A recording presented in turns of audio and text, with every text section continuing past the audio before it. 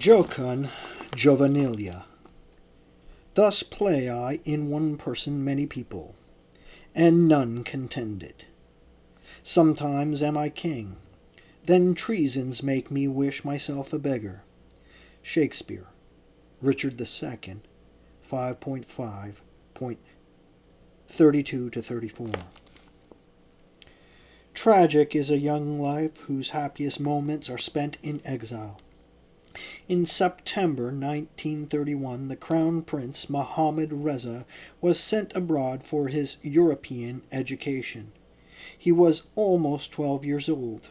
From the late 19th century, when Iran's encounter with the now dominant West intensified, sending children to Europe became for a country's elite the ultimate sign of power, prestige, and prosperity. Reza Shah was sometimes handicapped in his dealings with Iran's Eurocentric elite by what the British called his sublime ignorance of foreign cultures and his inability to speak a foreign language. Other than his smattering of Russian, he wanted to make sure his son did not suffer the same cultural deficit. For the young Mohammad Reza, being shipped off to Europe must have placed him in a genuine double bind. He craved his father's affection and approval, yet felt intimidated by his tough disciplinarian approach. He certainly wanted to leave the many ritualistic demands of life at the upstart court. But in the months before his departure, his distant father had initiated regular lunches and meetings with the Crown Prince. For Reza Shah, these meetings were part of his son's royal tutelage. He wanted to familiarize the young boy with the complexities of power and politics of Iran. But for the young Mohammad Reza, the lunches were, in his own admission, more than anything a chance to spend time with his father. The decision to spend away his crown prince had also been wrenching for Reza Shah. As he told a trusted confidant, it had been very hard for him to see his son go. Ultimately, he said, he knew he must think of the country. Iran needs educated and enlightened rulers. We, the old and ignorant, must go. It is a measure of the institutionalized misogyny of the time that despite Reza Shah's own enlightened view on women, evident, for example, in his edict requiring all parents to send their daughters to school, he did not allow his own daughters to go to Europe for their education. Princess Ashraf, the Crown Prince's twin sister, was at that time just as intelligent, inquisitive, ambitious, and independent as any of her brothers. Actually, early plans had called for her to accompany young Mohammad Reza and his brothers to Switzerland. But at the last minute, just before departure, Reza Shah changed his mind, allowing only the boys to go. Princess Ashraf was relegated to the role of an auxiliary to her twin brother's life. Though this was on a par with what most Iranian fathers at the time would have done, in Reza Shah's case it stands in sharp contrast to his otherwise ambitiously progressive views on women. 2 years after being left behind, Ashraf was dispatched, along with her mother, to visit the Crown Prince, lest he be homesick. Enthralled with Europe and what life was like in Switzerland, Princess Ashraf sent a telegram to her father asking Reza Shah's permission to remain and study in a European school. Her father's response was as curt as it was cruel. "Stop this nonsense," he wrote back, "and come home at once." There was no explanation, but this too, according to his daughter, was typical of Reza Shah. Switzerland was chosen as the Crown Prince's destination for a variety of reasons. It was, first of all, a neutral country, and sending the future king there would disengage his education from the complex labyrinth of big game politics and rivalries. Furthermore, a Swiss education guaranteed mastery of the French language, and French was in those days still one of the coveted signs of distinction for the country's status-obsessed elite. In the years before the Second World War, French was for the Persian elite still the lingua franca of power and culture. Moreover, Swiss boarding schools were known for instilling in their students the etiquette, if not the affectations,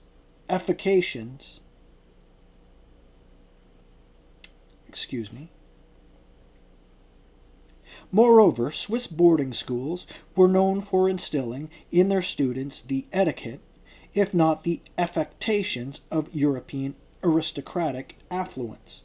Finally, in the Shah's words, Switzerland was chosen because it had a salubrious climate.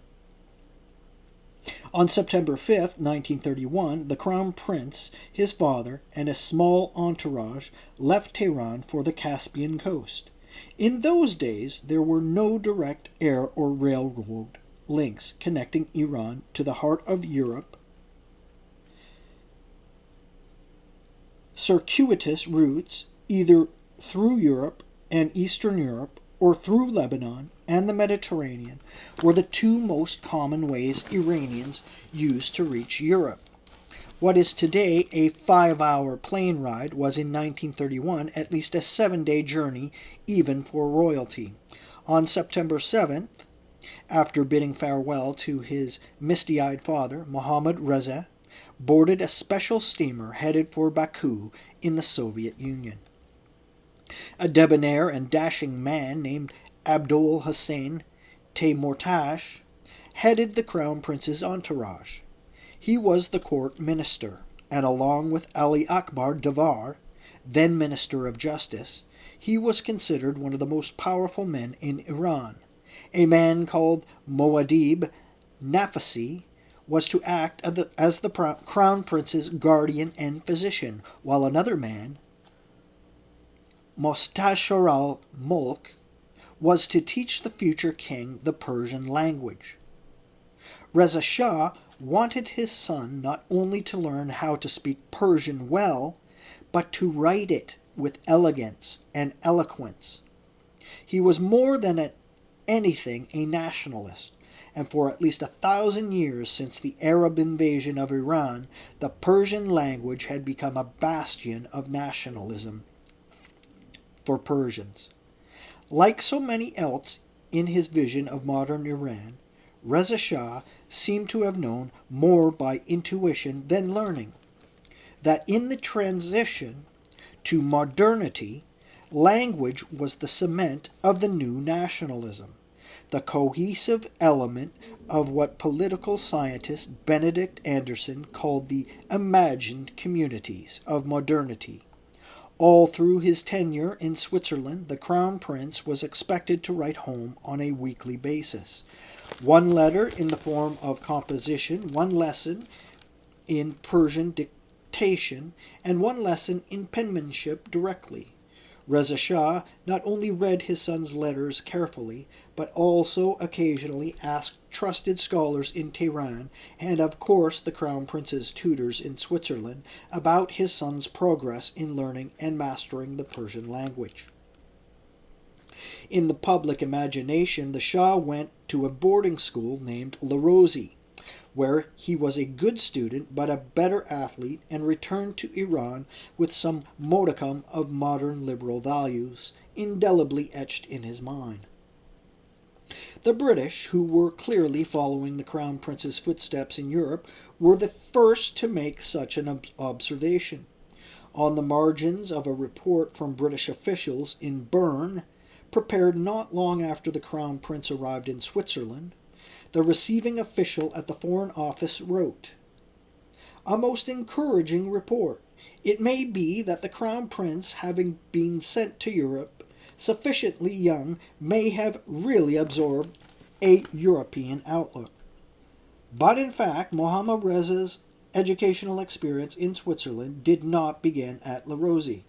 On October 17, 1931, After a long journey through Russia and Eastern Europe, the Crown Prince and his entourage arrived in Lausanne. For his part, Mohammad Reza seemed happy to be leaving home. From Lausanne, he moved in with a law professor named André Mercier in the small town of Vinnes. To accommodate the princely presence, the professor had undertaken major construction around his house. After settling in, the Crown Prince began a course of studies at the École Nouvelle in Chailly. What happened at the small, exclusive boarding school is a matter of some controversy. Most sources, relying on the account of the Shah himself, simply suggest that he went to the school to learn French, and once he had a fair command of the language, went on to Le Rosey. A report from the British consulate in Tehran at the time offers another story. It claims that the 1. Valahad Sikh Crown Prince has been at 2 schools in Switzerland and was requested to leave the first. 2. That he was guilty of a heinous foul on the football ground and that the other boys sent him to Coventry. Footnote. A British idiom used to damn someone to the equivalent of an inferno. End of footnote. Or something of the kind. That was in reference to Coventry. Hence his removal. 3. That he gave himself airs such as his schoolmates could not endure, and they set on him and gave him a bad time. The headmaster requested his removal. The consulate was unable to confirm these stories, but the prison memoirs of Mohammad Reza's friend Hussein Fardust confirm much of the story. According to Fardust, Mohammad Reza got into regular fights with an Egyptian student. When the boy was forced to go to hospital at the end of one such fight, the school asked the Crown Prince to leave. Either way, less than a year after arriving in Switzerland, he moved to a new boarding school called Le Rosey. Le Rosey was established in 1880 by a Belgian named Paul Carnel.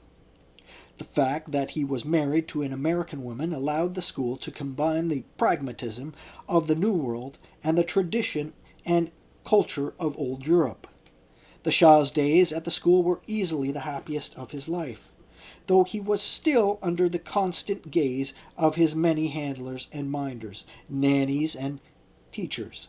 He was nevertheless free from the militarist discipline and the obsessively punctual daily routines of his father.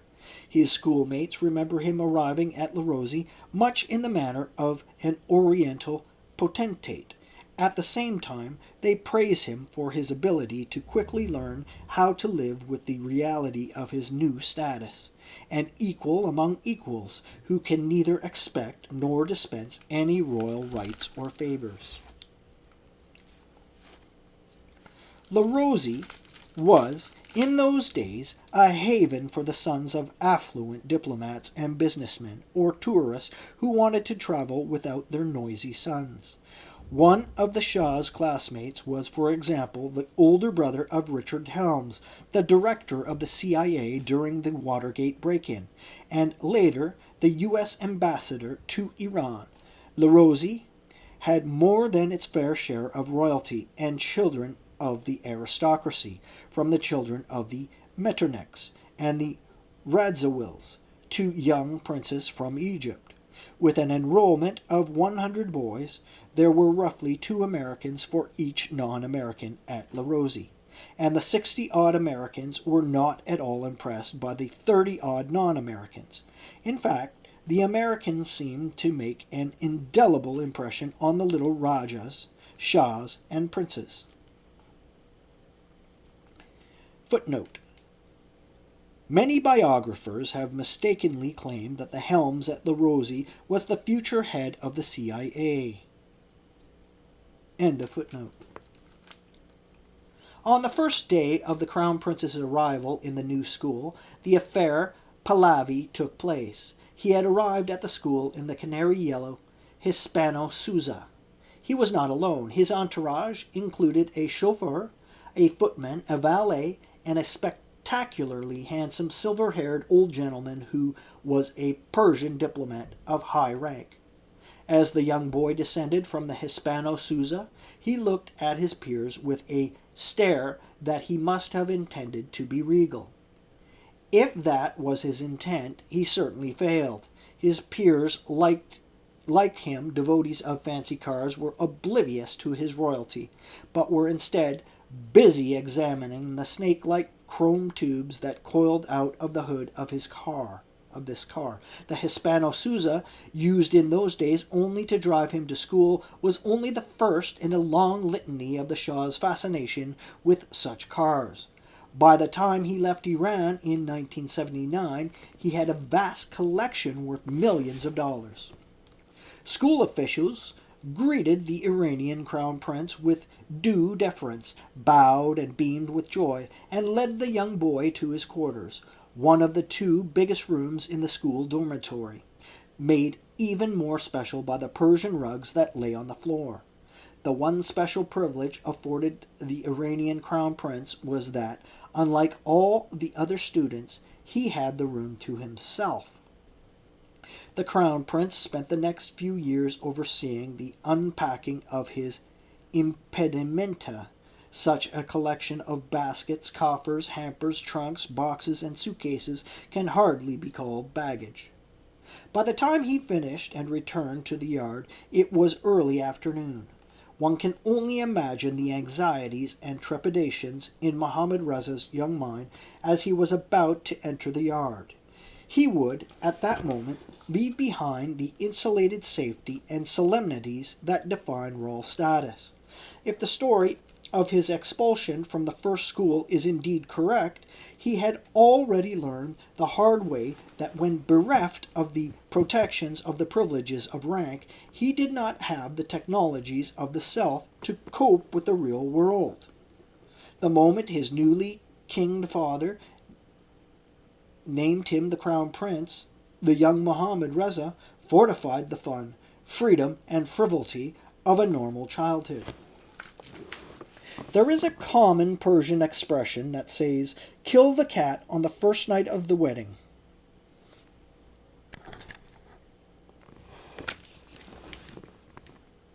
Authority and power must, according to the proverb, be established early in any relationship.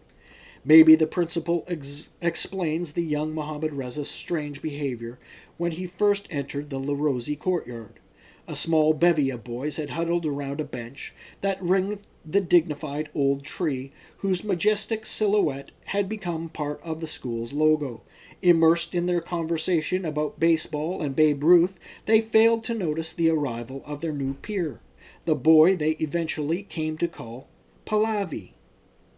By the time the two boys finally noticed him, he was stalking up and down like an angry tiger, about 3 feet away from the tree and the bench. Pahlavi had apparently been pacing angrily for some moments.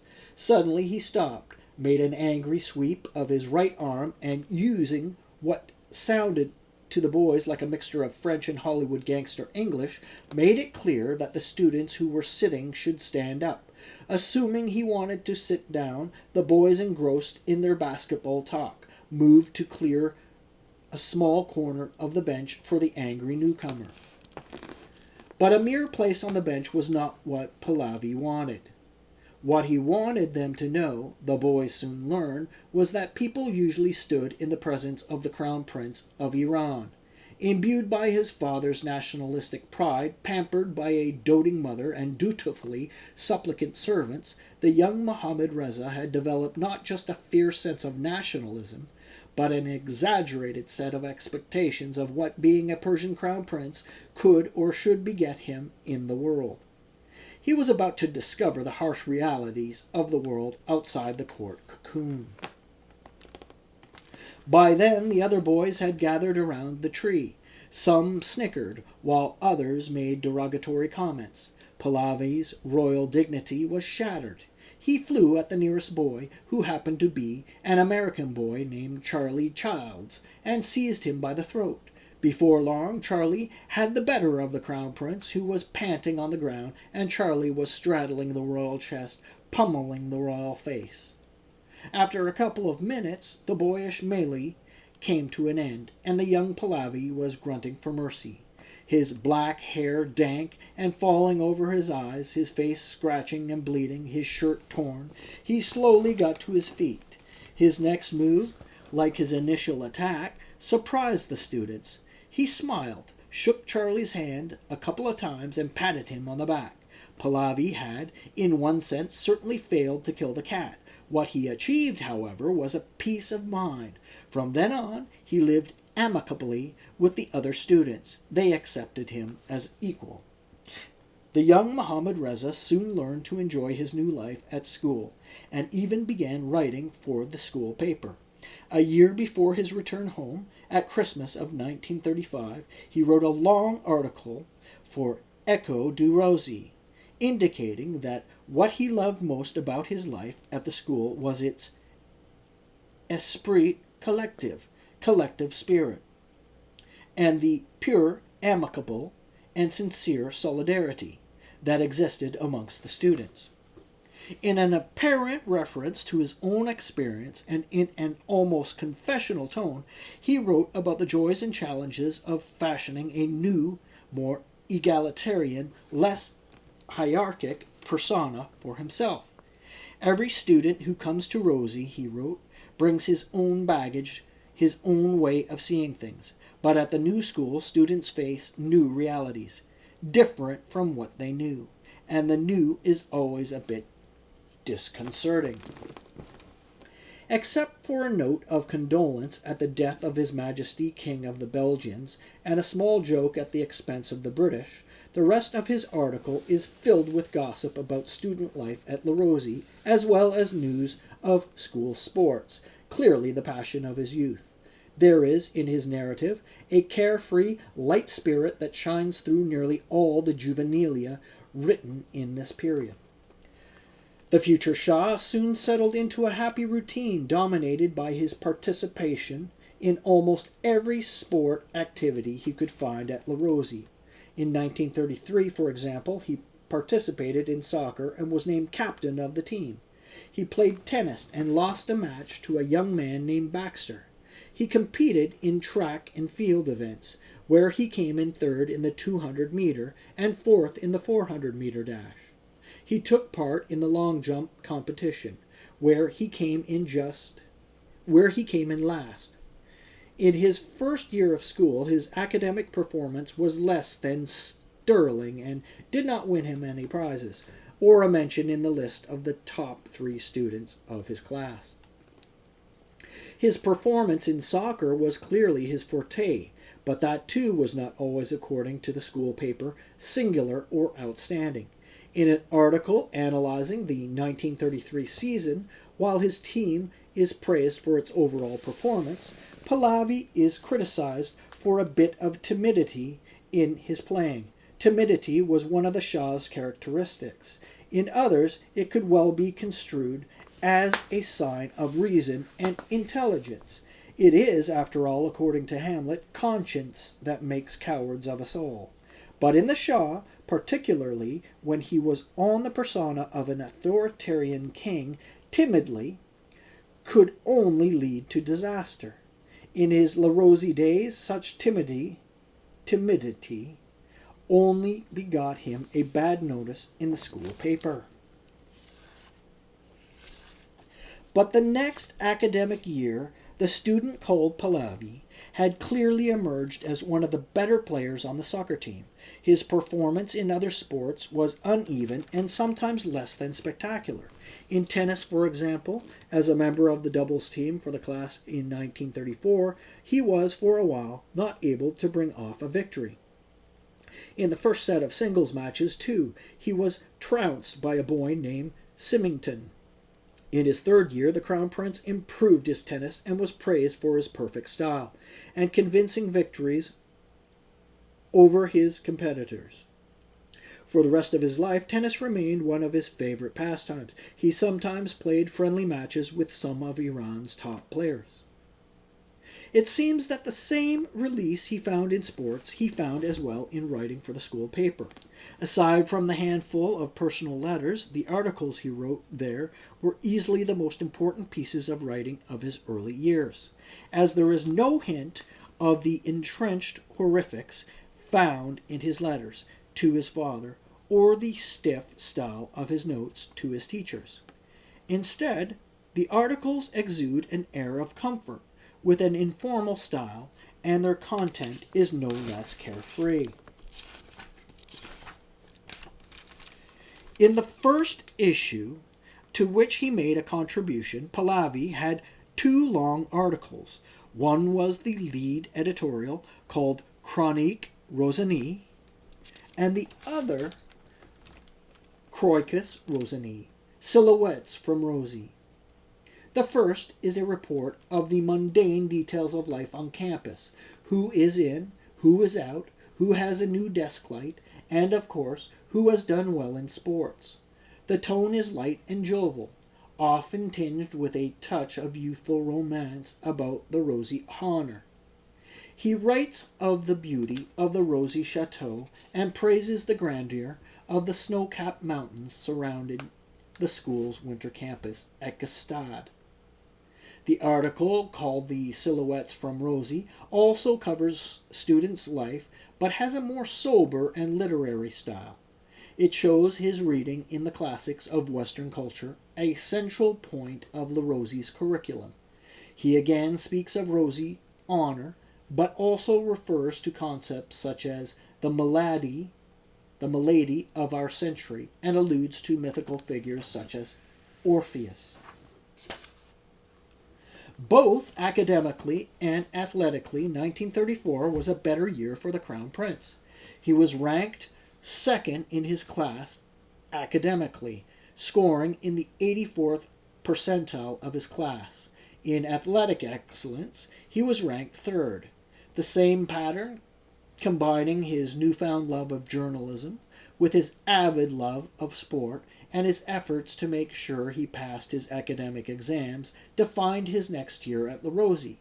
In a lengthy essay at Easter 1935, he writes of the heroic effort of the school administration to make sure the students like him, who did not go home to their families during the holidays, did not feel lonely.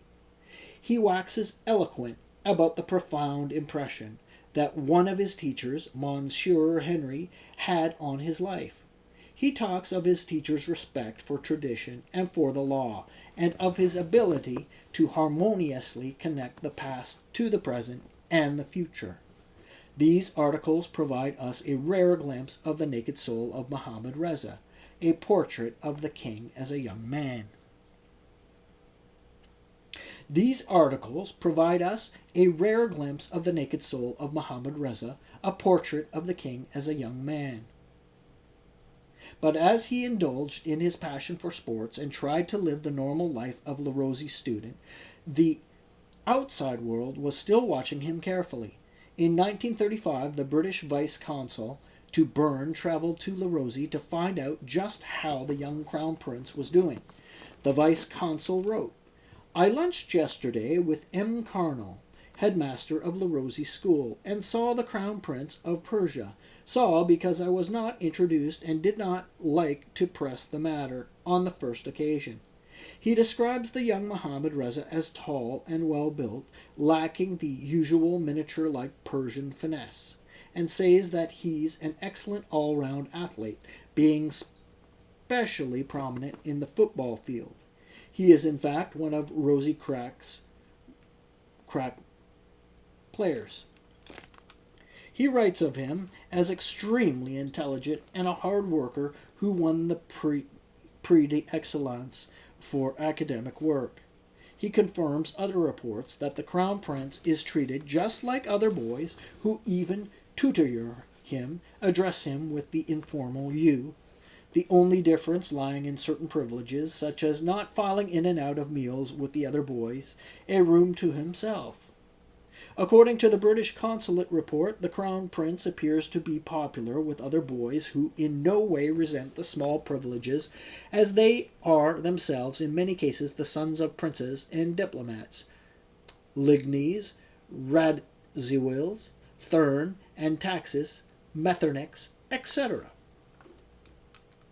The 1935 consulate report is important for another reason beyond establishing the Crown Prince's popularity or athletic prowess.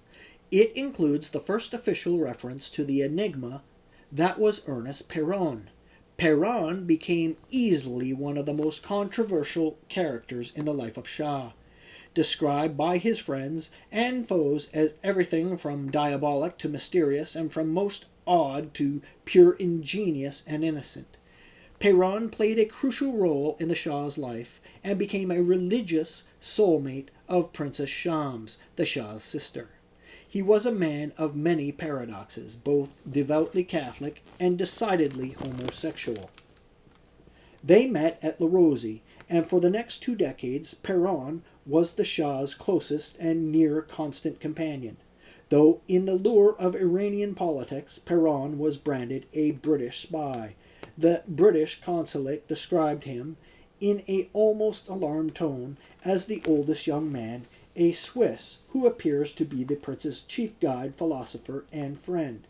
He was apparently engaged as some sort of super-servant for the prince in Switzerland. Péron was in fact the son of a gardener or handyman at Larosi. He was born on June 29, 1909, making him 10 years older than the Crown Prince. He was also something of a poet, who eventually became a self-declared master of mirth for the Shah and the chief of protocol for the Pahlavi court. He was short and thin, almost fragile. He limped, and he lived in the servant quarter of Larosi. In another report, the British legation described him as a curious fellow, dressed like a musical comedy bohemian who also reads characters from handwriting and the palm of your hand and makes the most surprising statements on the strength of it about your vie sexuelle. It is rather alarming that such an odd specimen should have such a hold over the young prince. The Belgian charge here, a most sensible fellow, has said that he would not entrust any young man to Monsieur Péron, let alone a future monarch, and his description of him as an unexalté, unilluminé, unmystique is just about right. It is not hard to imagine that in the context of Larosi's international congregation of pampered and status-conscious boys, life was not easy for a young man like Péron, in social rank inferior as the son of a gardener, and in social demeanor saddled with what was then the double stigma of effeminacy and physical handicap of a limp. He was subject to constant taunts and even physical abuse. On one such occasion, Mohammad Reza apparently took pity on the gardener's son and decided to offer him what protection he could. This turned out to be the commencement of a close and increasingly controversial relationship. In the beginning, it was not clear whether the Crown Prince would dare take his new friend back to Iran with him. It was not hard to surmise that Reza Shah, obsessively concerned with giving his son a manly education and on constant watch for any hint of effeminate behavior, would not be happy with the idea of his son's returning from his grand tour of Europe with a gay man 10 years his senior. The wrath of Reza Shah was something even his favorite son, the Crown Prince, could not risk easily. Yet Péron did go back to Iran with his friend, and as they anticipated, Reza Shah proved hard to convince or to circumvent.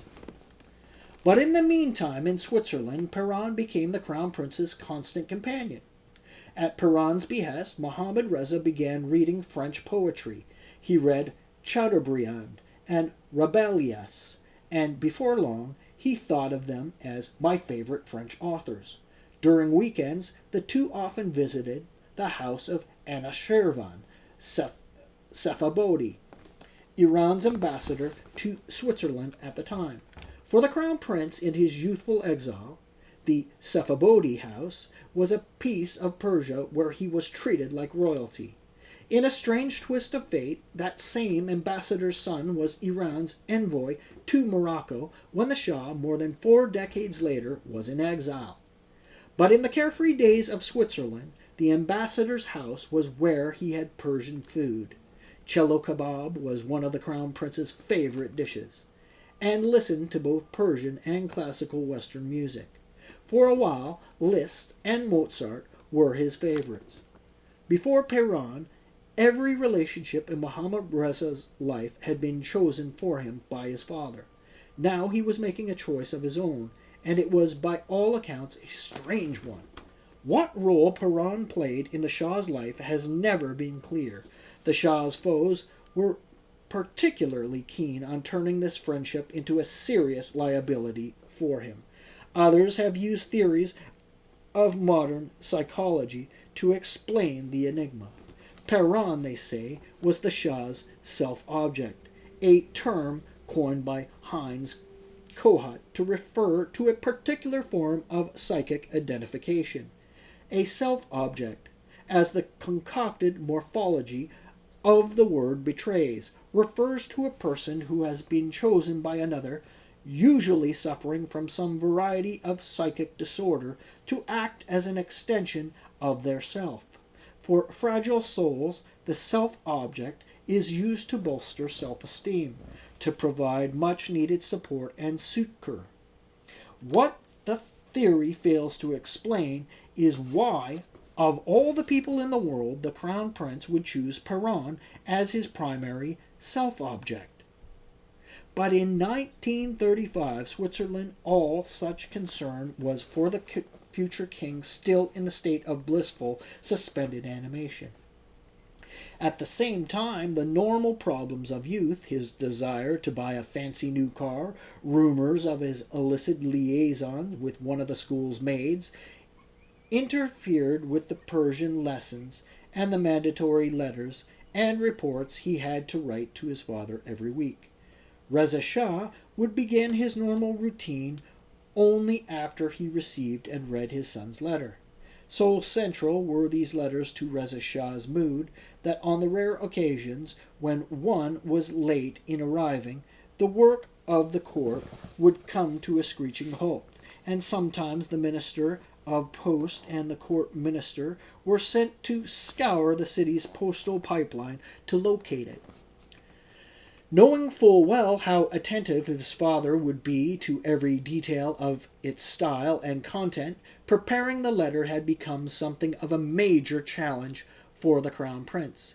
He referred to the time he spent writing the reports and learning the language as his hour of purgatory. Nevertheless, the Shah developed a legible, at times even beautiful, handwriting style and prose that was succinct and polished. Perhaps because of comments like this, a consensus had developed amongst his biographers that the Shah was particularly unhappy during his days in Switzerland. The Shah himself helped the spread of this idea. In talks he gave, as well as in his memoirs, he complained about his isolation in Larosi, how he was forced to spend time alone while his friends were at parties and balls. He wrote that, "I was at school in Switzerland, yes, terrible, feeling, as you said, in a straitjacket, like a prisoner." And finally he complained that his guardians were unusually harsh and stern with him. The complaints had led compliant biographers to the conclusion that Larosi was an extraordinarily unhappy period for the Crown Prince. In reality, however, the Shah's own writings of the period, the testimony of the others, a closer reading of his memoirs, as well as photos from the period, tell an entirely different story. As a king, entrapped in the requisite rhetoric of love for his father and for the fatherland, it was politically untenable for him to admit to the fact that he loved life away from the court, the country, and the cares of the state. But beneath this thin, politically expedient facade was the reality of his youthful exile. Happy years of exile away from his country might be hard to reconcile with the divine dedication to save that country. In his memoirs, when he is not describing the political exigent image of his unhappy days in a foreign country, he makes it clear that the health had improved in Switzerland because his mood had improved. The improvement, he writes, had nothing to do with better food or with the weather. His doting sister, Princess Ashraf, writes of seeing him at La Rosie and finding that he looked healthy and happy too, stronger and more fit than he had been in Tehran. I saw at once how much he had been influenced by Europe. When she goes on to describe the nature of these changes, she exhibits a surprising sense of Eurocentrism, a belief in the superiority of the European culture. Before he left Tehran, she writes, he had been, in spite of his quiet nature, a little rough around the edges. In moments of excitement he might ride his horse into the house, but now his manners had been refined and Europeanized. In the long hours of discussion Mohammad Reza had with his sister there in no evidence of his complaining about the straitjacket, but conversely much to indicate how happy he was and how impressed he was with all he had learned in his new environment. If anything, in the course of these discussions, the young Mohammad Reza complained not about his life in Switzerland, but of Iran.